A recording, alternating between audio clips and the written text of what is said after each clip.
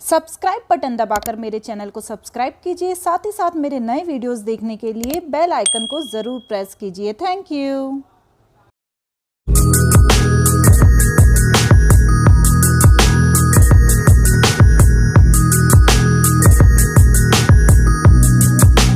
Hello बच्चों, कैसे हैं आप सभी। मैं हूं पूजा मेहता और मेरे YouTube चैनल स्टडीनेटिक पर आप सभी स्टूडेंट्स का वेलकम है। बच्चों, यहां पर आज हम क्लास 11 की अकाउंटिंग पढ़ रहे हैं, जिसका चैप्टर 14 ट्रायल बैलेंस में आज स्टार्ट करने वाली हूं। आप इस चैप्टर को बहुत अच्छे से समझ लीजिए।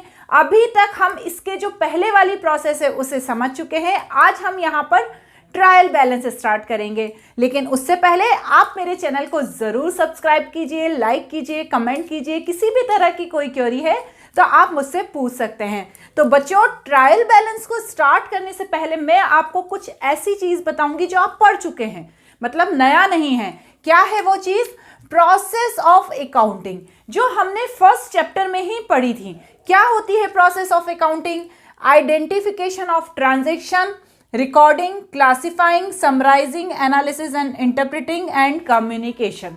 देखिए बच्चों, जो हम ये अकाउंटिंग पढ़ रहे हैं, ये हम इसी के आधार पर पढ़ रहे हैं, इसी प्रोसेस से पढ़ रहे हैं। मतलब सबसे पहले हमने क्या सीखा?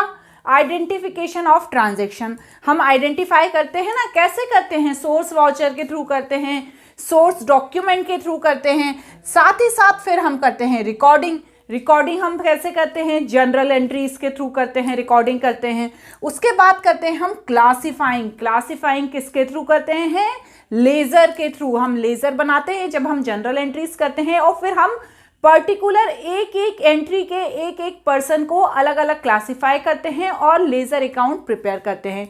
जो ट्रायल बैलेंस है वो समराइजिंग में आता है। मतलब आपने लेजर तैयार कर लिया, उसके बाद आप ये देखते हैं कि जो डेबिट बैलेंस है और जो क्रेडिट बैलेंस है उनको इक्वल आना चाहिए। तो जो ट्रायल बैलेंस होता है वो समराइजिंग के अंदर आता है। ट्रायल बैलेंस में हम क्या करते हैं? जो हमने लेजर प्रिपेयर कर लिया है उसके आधार पर हम एक ट्रायल बैलेंस बनाते हैं, जिसमें डेबिट और क्रेडिट लिखकर वो सारे ट्रांजैक्शंस के नेम लिखते हैं। यहां पर डेबिट और क्रेडिट दोनों को बराबर आना चाहिए। ये तो मैं अभी आपको थोड़ा सा बता रही हूं, मैं आपको पूरा डिटेल में समझाऊंगी।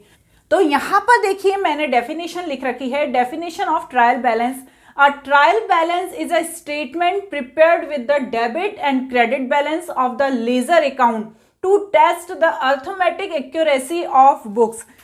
जो ट्रायल बैलेंस है वो ये देखता है कि आपने जो जनरल एंट्री के थ्रू लेजर प्रिपेयर किया है वो सही है या नहीं। वो हमें कैसे पता चलता है? जब हम ट्रायल बैलेंस बनाते हैं तो डेबिट साइड का और क्रेडिट साइड का दोनों का इक्वल टोटल आता है। आपको कुछ बैलेंस नहीं लिखना रहता है। बैलेंस तो हम किस में लिखते हैं? लेजर में लिखते हैं ना। जब हम कैश अकाउंट का सपोज हमने लेजर बनाया तो जो बैलेंस आता है उसे लिख देते हैं कि बैलेंस ब्रॉट डाउन या बैलेंस कैरिड डाउन। ठीक है, यहां पर हम क्या करते हैं? जो डेबिट और क्रेडिट उसे इस तरह से लिखते हैं कि दोनों साइड का बैलेंस इक्वल आता है। अब वो कैसे लिखते हैं, किस आधार पर लिखते हैं, वो भी मैं आपको बताऊंगी। लेकिन उससे पहले हम समझ लेते हैं कि क्यों बनाया जाता है। ट्रायल बैलेंस बनाने के ऑब्जेक्टिव क्या हैं? तो देखिए, summary of the each account. Ledger में हमने जो जो अकाउंट प्रिपेयर किए हैं उसकी समरी होता है ट्रायल बैलेंस।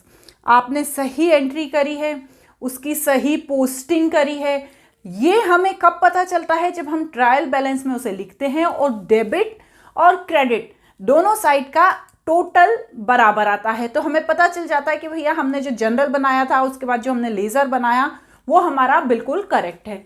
नेक्स्ट क्या है? To help the identify the error. यदि कोई एरर हो जाती है, एज अ ह्यूमन बीइंग हमसे कभी कभी कुछ एरर हो जाती है, कुछ गलत एंट्री हो जाती है या कुछ एंट्री करने से छूट जाती है, तो हमें पता चल जाती है ट्रायल बैलेंस में, यार कि हमारा ये टोटल बराबर नहीं आ रहा है, ये हमने गलत एंट्री की है। नेक्स्ट क्या है? To ascertain the arithmetic correctness of ledger account. Arithmetic मतलब जो नंबर हैं, हमने कभी कभी एंट्री सही की होती है और जो अमाउंट होता है वो गलत डाल देते हैं। तो यहाँ पर क्या होता है? वो अमाउंट हमने गलत यदि डाला होता है तो तुरंत पकड़ में आ जाता है, तो यहाँ पर उसकी अर्थमेटिक करेक्टनेस का भी पता चल जाता है। नेक्स्ट क्या है? To help the prepare final statement. बच्चों, ट्रायल बैलेंस के बाद फाइनल स्टेटमेंट तैयार किए जाते हैं, जैसे P&L अकाउंट, ट्रेडिंग अकाउंट। तो यहाँ पर क्या होता है, जो ट्रायल बैलेंस है उसकी हेल्प से ये फाइनल अकाउंट प्रिपेयर करने में हमें हेल्प मिलती है। अब देखिए बच्चों, स्क्रीन पर यहाँ पर मैंने प्रिपेयरिंग ऑफ ट्रायल बैलेंस मतलब ट्रायल बैलेंस को कैसे बनाना है ये बताया है। तो देखिए इसका परफॉर्मा क्या है। सबसे पहले आप 1 2 3 4 कॉलम बनाते हैं। पहले कॉलम में लिखते हैं हेड ऑफ अकाउंट। यहाँ पर सारे वो नाम दिए होते हैं जो ट्रांजैक्शन में हमने लेजर में यूज किए हैं या जनरल एंट्रीज में यूज किए हैं। नेक्स्ट है लेजर फोलियो। लेजर फोलियो का नंबर यहाँ पर डाला जाता है। यहाँ पर लेजर जिस पेज पे बना है उसका नंबर डाला जाता है। जो डेबिट है उसे डेबिट में लिखा जाता है और जो क्रेडिट है उसे क्रेडिट में लिखा जाता है। इस तरह से ये ट्रायल बैलेंस का परफॉर्मा होता है। यहाँ पर लास्ट में ये दोनों का डेबिट और क्रेडिट दोनों का टोटल इक्वल आ जाता है। क्लियर? ये परफॉर्मा है। अब आपके लिए एक सबसे बड़ा सवाल कि मैडम हमें पता कैसे चलेगा कि किस ट्रांजैक्शन को हमें डेबिट करना है और किस ट्रांजैक्शन को हमें क्रेडिट करना है। बिल्कुल सही सोच रहे हैं आप। यहाँ पर आपको थोड़ा सा पीछे जाना पड़ेगा। पीछे मतलब जो आप चीज़ पढ़ चुके हैं उसे थोड़ा सा रिवाइज करना पड़ेगा। क्या पढ़ चुके हैं हम? Rules of debit and credit हमने पढ़ा था ना। हमने इसी साल पढ़ा है, मतलब 11th में हमने अकाउंटिंग में पहले पढ़ा है कि rules of debit and credit क्या होते हैं। क्या रूल्स होते हैं? ड्रॉइंग, एक्सपेंसेस और एसेट्स, इनका हमेशा डेबिट बैलेंस होता है। जब ये इंक्रीज होती हैं तो डेबिट साइड लिखा जाता है, ये डिक्रीज होती हैं तो इन्हें क्रेडिट साइड लिखा जाता है। इसी तरह जितनी भी लायबिलिटी है, इक्विटी है और रेवेन्यू है, इनका हमेशा क्रेडिट बैलेंस होता है। जब ये इंक्रीज होती हैं तो इन्हें क्रेडिट साइड लिखा जाता है, जब ये डिक्रीज होती हैं तो इन्हें डेबिट साइड लिखा जाता है। तो बस हमें इसी चीज़ को याद रखना है।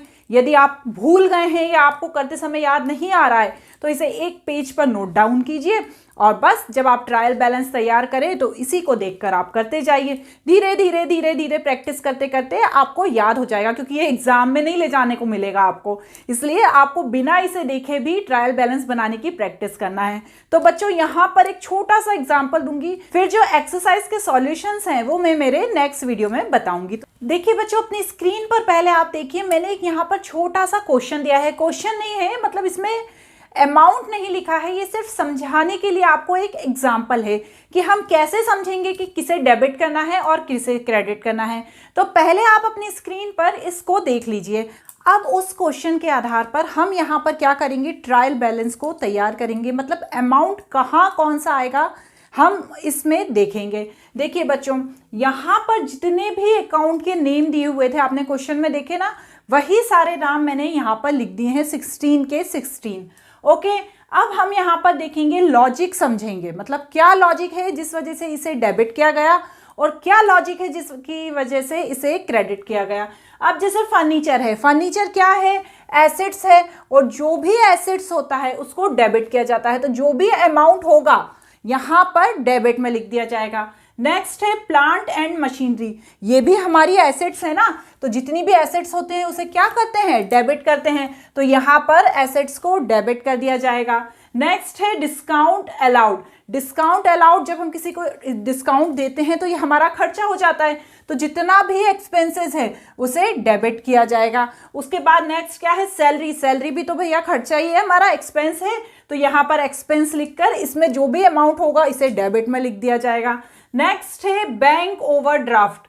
बैंक ओवरड्राफ्ट हमारी लायबिलिटी है, मतलब हमारे बैंक में जो पैसा था उससे हम ज़्यादा यूज़ कर रहे हैं, तो बैंक ओवरड्राफ्ट हमारी लायबिलिटी है। तो जितनी भी लायबिलिटी होती हैं उनको क्या किया जाता है, क्रेडिट किया जाता है। लिखा है ना यहाँ पर, मैंने इसीलिए साइड में लिख दिया ताकि आपको किसी तरह का कोई कंफ्यूजन ना रहे। तो जितनी भी लायबिलिटी हैं उन्हें क्रेडिट किया जाएगा बच्चों।